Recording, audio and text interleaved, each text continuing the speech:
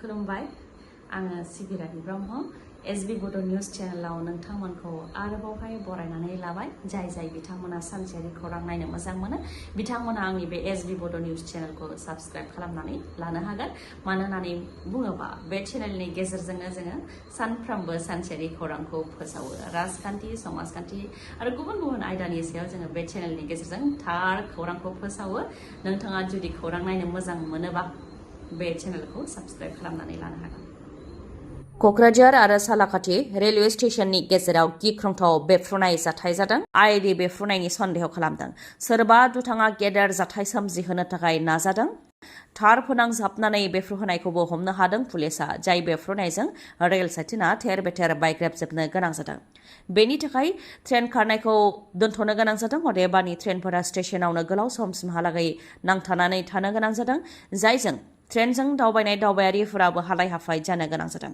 Kokrajhar railway स्टेशननि 5 kilometre सानजाहा जादों बे गेदेर बेफ्रुनाय जाथाया जाथायनि सायाव नायबिजिरनाया जागासिनो दङ होननानै पुलिस बिफाननिफ्रायबो मिथिहोदों भारतनि प्रेसिडेन्ट द्रौपदी मुर्मु गाखोनाय हेलिकप्टारा गेदेर जाब्रबथाय जानायनिफ्राय खुनुरुखुम रैखा मोननो हादों प्रेसिडेन्ट द्रौपदी मुर्मु गाखोनाय हेलिकप्टारा हाब्रुआव गोदोनो गोनां जादों केरेलानि टार्मेक हेलिपेडआव जादों बे जाथाया केरेलानि टार्मेक हेलिपेडआव ओंखारहैनाय समावनो हेलिकप्टारा हाब्रुआव गोदोदों उनाव पुलिस आरो फायार डिपार्टमेन्टआ फैनानै हेलिकप्टारखौ खुनुरुखुमै नारखोनानै रैखाथि गोनां जायगायाव दोनहैदों उनाव प्रेसिडेन्ट द्रौपदी मुर्मुखौ गुबुन गारिजों रैखाथि लांनाय जादों मख'नो गोनांदि साबारि मेला थानसालियाव आर'ज गाबनो थाखाय प्रेसिडेन्ट द्रौपदी मुर्मुखौ हांख्राय हरदोंमोन बेयावनो आर'ज गाबनो थाखाय नुजाथिहैदोंमोन द्रौपदी मुर्मुआ बे समावनो बे जाथाया जादों आरो बे जाथायाव द्रौपदी मुर्मुआ जेबो खहा जानो गोनां जायाखै टेट उथ्रिसारनाय बिजाथिफोर जायफोर क्राइटेरियाखौ फुलफिल खालामो बिथांमोननो थाबैनो एपइन्टमेन्ट होनो खोथा होदों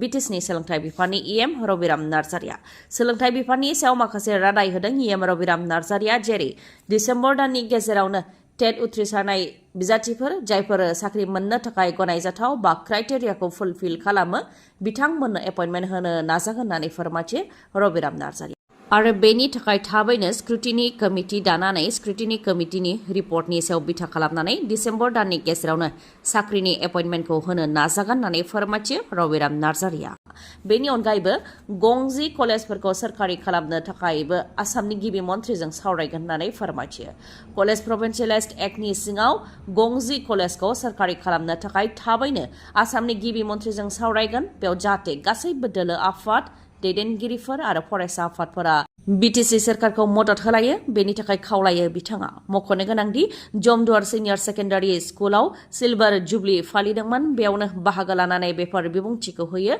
इएम रबिराम नार्जारिया जायनाखि गंजि कलेजफोरखौ प्रभिन्सियेलाइज्ड बा सोरखारि खालामनायनि खोथा दङ बेनि मादाव जमदुवार कलेजाबो गंसे होननानै फोरमायथियो जमदुवार कलेजखौ एसअपिडिआव सोनानै बेनिफ्राय जि मुलाम्फा मोननो नांगौ बेखौ आसाम सोरखारा केबिनेटआव दासिमबो गनायथि होआखै जायनि थाखाय दासिमबो बेनि खामानिया जायाखै बेनि थाखायनो आसामनि गिबि मन्थ्रि डक्टर हेमन्त बिश्व शर्माजों बेनि सायाव थाबैनो रायलायगोन होननानै फोरमायथियो आरो आद्रा थानाय जि खामानिफोर बेखौ थाबैनो मावगोन होननानैबो रादाय होयो बिथाङा जमदुवार कलेजनि सिलभार जुबलि फालिनायाव इएम रबिराम नार्जारिजों लोगोसे दुलाराय बर' फरायसा आफादजों लोगोसे माखासे दैदेनगिरिफ्राबो बाहागो लादों जुबिन गार्गनि थैनाय केसआव हमजानाय दायनिगिरिफोर श्यामकानु महन्त सिद्धार्थ शर्माजों लोगोसे गासै 7 जेब्ला बाक्सानि निकासियाव थानाय जिल्ला जोबथेसालियाव लाबोनाय जादोंमोन अब्ला गोबां दुंहाव थासारि जादोंमोन जेराव पुलिसनि आरो खौरांगिरिफोरनि गारि मथरफोरखौ अर सावनानै होनाय जाथाय जादोंमोन अन्थाइ खुबैनाय जाथाय जादोंमोन फारसेथिं पुलिसनि फारसेनिफ्रायबो गुलि गावनाय जाथाय जादोंमोन बेफोर गासै जाथायजों लोब्बा थानाय माखासे सुबुंफोरखौ सिनायनो हानाय जादोंमोन बेनि मादाव 10 एरेस्ट खालामबाय बेनि मादाव सासे इउपिपिएलनि दैदेनगिरिखौबो एरेस्ट खालामदों मुङा हरिकृष्ण पाठक जाय आसुनिफ्राय एक्सपेल खालामजानायमोन आरो दा बे समाव इउपिपिएल दोलोनि दैदेनगिरि बिथांखौबो एरेस्ट खालामनाय जाबाय बिथांजों लोगोसे गुबुन माखासेफोरखौबो एरेस्ट खालामनाय जादों मुंफोरा जाहैबाय आहेला मिया रमिस आली सुलेमान आली कादार आली नुरुल आलम महिदुल इस्लाम मुस्ताफा आहमेद आरो माखासे बेनि अनगायैबो 220नि बांसिनखौ सिनायनाय जादोंमोन बेनिखायनो जायखिजाया समाव एरेस्ट खालामनायनि सुबुं अनजिमाया बांबावनो हागौ होननानै मिथिहोदों फोरमायथिनो गोनांदि बाक्सानि निकासियाव गोबां दुंहाव थासारि जानानै थांदोंमोन बे दुंहाव थासारि जानायनि गुबै जाहोना खौरांगिरिफोरनि होननानै अजद होदों आसामनि गिबि मन्त्रि डक्टर हेमन्त बिश्व शर्मा बिथाङा खौरांगिरिफ्रा बेयाव फैनानै लेंहरनानै रायजोफोरनि बिबुंथि लानायनि उनावनो दुंहाव थासारिया जानो मोन्दों होननानैबो अजद होयो गिबि मन्त्रि डक्टर हेमन्त बिश्व शर्मा बिथाङा।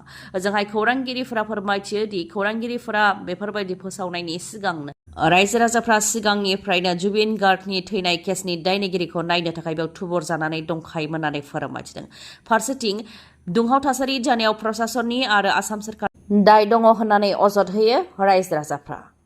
बरपेटा डिस्ट्रिक्ट एन्ड सेशन कर्टआ जारिमिनारि राय फोसावदों। सासे दायनिगिरिखौ फांसिनि साजा फोसावदों बरपेटा डिस्ट्रिक्ट एन्ड सेशन जाज दीपक ठाकुरिया बिथाङा। ऋषभ दास मुंनि दुथांनि सायाव फांसिनि साजा फोसावदों। थांनाय 2023 मायथाइनि 13 अक्ट'बराव ऋषभ दासआ गावनि बिसि बिनिता दास आरो फिसाजो हिया दासखौ गोबौ हाथियारजों दाननानै गाज्रियै बुथारदोंमोन। बे दायनि साजा महरैनो फांसिनि साजा फोसावदों ऋषभ दासनि हेंथायै। जाथाय जानाय लोगो लोगोनो ऋषभ दासखौ एरेस्टबो खालामनाय जादोंमोन। बेनि उनाव 2024 मायथाइयाव चार्जशीट फाइल खालामनाय जादोंमोन। बेनि उनाव 2 बोसोर ट्रायल खालामनायनि उनाव दा ऋषभ दासनि हेंथायै फांसिनि साजा फोसावबाय बरपेटा डिस्ट्रिक्ट एन्ड सेशन कर्टआ। तामिलनाडुनि दाब दाब जायगायाव गिदिंनाय बारजों लोगोसे गोबां अखा हागोननि सांग्रांथि फोसावदों। 8 जिल्लायाव गोजा गाबनि सांग्रांथि फोसावदों, अदेबानि रेड एलार्ट फोसावदों। रिजनेल मेटेरियलजिकेल चेन्नाइ सेन्टारनिफ्राय 8 जिल्लायाव रेड एलार्टखौ फोसावदों, जायनि थाखाय स्कुल कलेजफोरखौबो बन्द फोसावबाय। तामिलनाडुनि अनगायैबो केराला, पुडुचेरी, अन्ध्र प्रदेश बेफोरावबो साइक्लनजों लोगोसे गोबां रोजा अखा हागोन। बे अफ बेंगल लैथोआव दिनै सोमजिगोन गिदिंनाय बारा बेनि उनाव गिख्रंथाव महर लालांगोन। फोरमायथिनो गोनांदि तामिलनाडुनि 8 जिल्लायाव गोबां अखा हागासिनो दंखायो आरो दैबानाबो जागासिनो दङ, जायनि थाखाय तामिलनाडुनि गोबां जायगाफोरावनो स्कुल आरो कलेजफोरखौ बन्द फोसावनो गोनां जादों रायजो सोरखारा। तामिलनाडुनि 8 जिल्लाफोर जेराव गोजा गाबनि सांग्रांथि फोसावनाय जादों बेफोर जिल्लाफोरनि मुङा जाहैबाय बिल्लुपुराम, कुड्डालुर, तिरुवल्लुर, तान्जावुर, पुडुकट्टाई आरो माखासे जिल्लाफोर, गासै 8 जिल्ला। बेनि अनगायैबो माखासे जिल्लाफोरावबो अरेन्ज एलार्ट फोसावदों। तामिलनाडुनि बेफोर 8 जिल्लाफोराव गोबां अखा हानायनि जाहोनाव दैबाना जागासिनो दंखायो आरो दैबाना जानायजों न' बाङाबो बायग्रुबदों, जायनि जाहोनाव माखासे सुबुंफोरा जिउबो खोमानो गोनां जानायखौ रिपर्टआव मोननाय जादों। दा आरोबाव दिनैनि सानाव तामिलनाडुनि 8 जिल्लायाव गिदिंनाय बारजों लोगोसे गोबां रोजा अखा हाबावगोन होननानै गोजा गाबनि सांग्रांथि फोसावदों रिजनेल मेटेरियलजिकेल चेन्नाइ सेन्टारनिफ्राय। जुबिन गार्गआ राजखान्थिखौ मोजां मोनामोन। बेराफारसेथिं जुबिन गार्ग थैनायखौ लानानै रायजोआव राजखान्थि खालामनायखौ नुनो मोननाय जादों। दानिया जुबिन गार्ग थैनायनि बिजिरनाय नागिरनानै बिजेपि दोलोआबो लामायाव ओंखारदों। आखायाव बिजेपिनि फिरफिला आरो जुबिन गार्गनि सावगारि लानानै बिजिरनाय नागिरदों। बिजेपिनि रायजोनि आफादगिरि एमपि दिलीप शइकियाजों लोगोसे केबिनेट मन्त्रि जयन्त मल्ल बरुवा, मिरुनि मन्त्रि पवित्र मार्गेरिटा बिथांमोनजों लोगोसे बिजेपि दोलोनि दैदेनगिरि आरो मददगिरिफ्रा। बिथांमोननि स्लगाना जाहैबाय जुबिन गार्गनि बिजिरनाय नांगौ, एसआइटिआ जाहाथे मोजाङै चार्जशीट होयो, फास्ट ट्रेक कर्टनि गेजेरजों थाबैनो जाहाथे बिजिरनाय होयो, बेनि थाखाय दाबि खालामो रायजो बिजेपिनि आफादगिरि एमपि दिलीप शइकिया बिथाङा। नाथाय सोर सोरनिसिम बिजिरनाय नागिरदों बेसे गेदेर सोंथि, जायनाखि गोजौआव आरो गाहायाव जेरावबो बिजेपिनिनो सोरखार आरो बिजिरनाय होनांगौनि बिबानाबो बिजेपि सोरखारनियावनो दङ। नाथाय सोरखारनि सुबुंफोरानो बा दैदेनगिरिफ्रानो मानो लामायाव ओंखारनानै रेलि खालामनो गोनां जाखो, बे मोनसे गेदेर सोंथि। फारसेथिं जुबिन गार्गखौ लानानै जों राजखान्थि खालामाखै, बेरेखा दोलोआसो राजखान्थि खालामदों होननानै बिजेपिनिफ्राय अजद होयो। बेराफारसेथिं बेरेखा दोलोआ बिजेपिनि सायाव राजखान्थि खालामनायनि उल्थायै अजद होयो। जुबिन गार्ग थैनाय केसखौ लानानै बेबायदि थासारि सोमजिदों जोंनि रायजोआव। ओजोंहाय जुबिन गार्गनि बिजिरनाय नागिरनानै बिजेपिआ लामायाव ओंखारनायखौ लानानै अखिल गगैनिबो सोंखारिनाय। जाय समाव जुबिन गार्ग थैनायखौ लानानै गासै आसामाव उन्दुनाय गैया, जानाय गैया, खामानि दामानि मावनाय गैया जादों, बे समाव बिजेपि सोरखारा बिजिरनाय नागिरनानै लामायाव ओंखारनाया आसामनि राजखान्थिनि जारिमिनाव मोनसे गेदेर मिनिथाव आरो बेबायदि खालामनायजों जुबिन गार्गखौ लाजि फोनांनाय जादों होननानै बुंथियो अखिल गगैया। मानोना बे हानजा सरनायाव आसाम बिजेपिनि आफादगिरिजों लोगोसे मिरुनि एक्सटार्नेल एफेयार्सनि मन्त्रि पवित्र मार्गेरिटा बिथाङाबो बाहागो लादों, जाय एक्सटार्नेल एफेयार्सनि गेजेरजों सिंगापुराव फेस्टिभेल खुंहैनाय जादोंमोन। बिथांमोना जेबो रैखाथि होआलासे जुबिन गार्गखौ लानानै थांदोंमोन, जायनि थाखाय थैनो गोनां जादों होननानै बुंथियो अखिल गगैया। आरो जुबिन गार्ग थैनाय केसाव बिजेपिआ माब्लाबाबो बिजिरनाय होनाय नङा। जुबिन गार्ग थैनायखौ 2026 मायथाइनि हाथियार बायदियैसो बिजेपिआ बाहायदों होननानैबो अजदखौ होयो अखिल गगैया। भारतनि मणिपुराव बुहुमनिनो जौसिन रेलवे पायार दालां बानायदों जाय बुहुमनाङैनो इनफ्रास्ट्राक्चार जौगानायनि बेलायाव रेकर्ड लाखिदों। मणिपुरनि नने जिल्लायाव बानायनाय जादों। आइफिल टावारनिफ्रायबो जौसिन बेयो 140 मिटार गोजौआव बानायनाय जादों रेलवे पायार ब्रिजखौ, जायखौ नने जिल्लानि कुमजी गामिनि साखाथियाव बानायनाय जादों।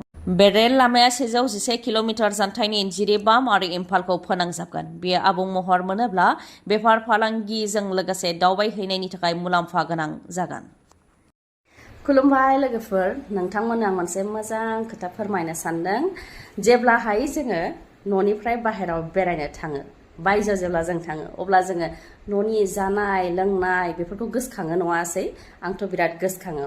माने हटेलफोरनि जायै बरिं जायो, रेस्टुरेन्टफोरनि जायै बरिं जायो, नङा होमबा? न'नि ओरैबायदि ओंख्रि मोनजानाय मोनबा, अमा बेदर, न'नि जोंनि बर'नि स्टाइलाव संनाय अमा बेदर, अनला, सबाय बेफोरबायदि मोनजानायबा, नारजि ओंख्रि मोनजानायबा बेफोरबायदि जों सानो, नङा होमबा? दा बेनिखायनो आङो बे भिडिअखौ बानायनाय जादों। मोनसे मोजां खौरां आरोखि ना।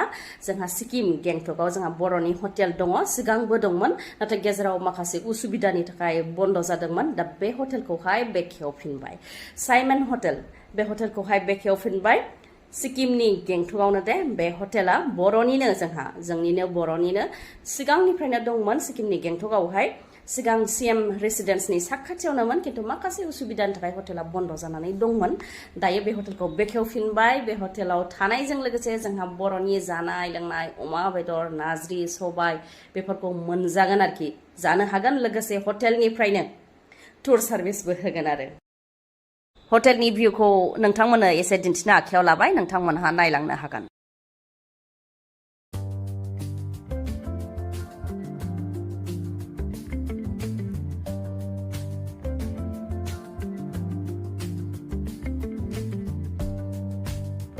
साइमन हटेला सिगां CM रेसिडेन्सनि साखाथियावनोमोन। दा बेखौ सोलायनानै अल इन्डिया रेडिअ क्वार्टारनि साखाथियाव लांनाय जाबाय।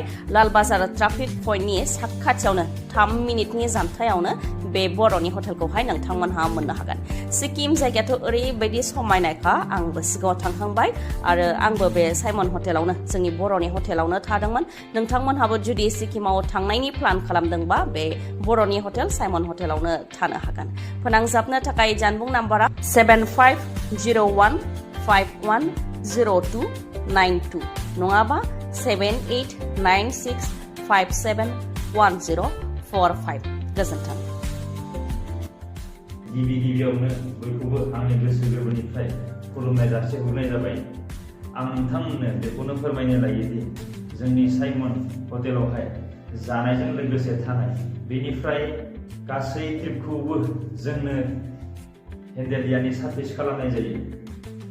बे होखानाय नाम्बाराव नोंथांमोना फन खालामनानै जायखिजाया समावनो नोंथांमोननि रोंगौथिखौ मिथिना लानो थाखाय जोंजों रायज्लायनो हागोन। आं बेखिनिखौनो नोंथांमोननो फोरमायनानै गोजोनोदि गोजोन्थों। मोजां, जोङो सिक्किम बेरायफैदोंमोन। जोङो नाथुला थांबाय, सांगुलेक थांबाय, बायदिसिना बुस्थु नायहैबाय। जोङो नायनानै फैखांनायनि उनाव जोङो दा गेंटकआव दङ। बाजैनि हटेलाव जोङो जाफैदों, बर' हटेल। बेखायनो बड'लेण्डनि गासैबो रायजो राजाफ्रा जुदि सिक्किम फैयोब्ला नैबे बाजैनि हटेलाव फैनानै जाफैबानो जाबाय। अमा नारजि, सबायजों दाउजों आरो बेजों लोगोसे बायदि रोखोमनि माने बर'नि आइटेमफोर मोनो आरो। बेखायनो जों बिराद मोजां मोनदों। माने ओंखामा जों दस्राखौ जायै माने मोजां मोनथारलामोन। दा मोनजानानै बिराद गोजोननाय मोनबाय आरो। Thank you. Welcome. खुलुमबाय। जोङो दाख्लै आं जेब्ला फार्स्टआव नायजेनदोंमोन, सिक्किम रायजोआव जों फैनो होननानै जों थांखि लाखानायखामोन। दा बेयाव मा सानदोंमोन जे मोनसे इउटुबाव नुदों आरोना। दा बेयाव नुनायाव जे जोङो थाङोब्ला जे बाजेनाव हाबनानै जों फैगोन होननानै निश्चय जों साननानै दंमोन। दा बेनिखायनो जों एकदम थारैनो बाजेनि लकेसन हरनानै थारैनो बाजेनि हटेलाव मोनजाफैनानै खोब गोजोननाय मोनदों। Thank you, brother. Thank you so much, and most welcome. Next time visit खालामबाव आरो. Thank you. खौरांखौ जोबजासे खोनासंनायनि थाखाय गोजोन्थों। उननि समाव आरोबाव जों बेबायदिनो लोगो मोनफिनबावगोन।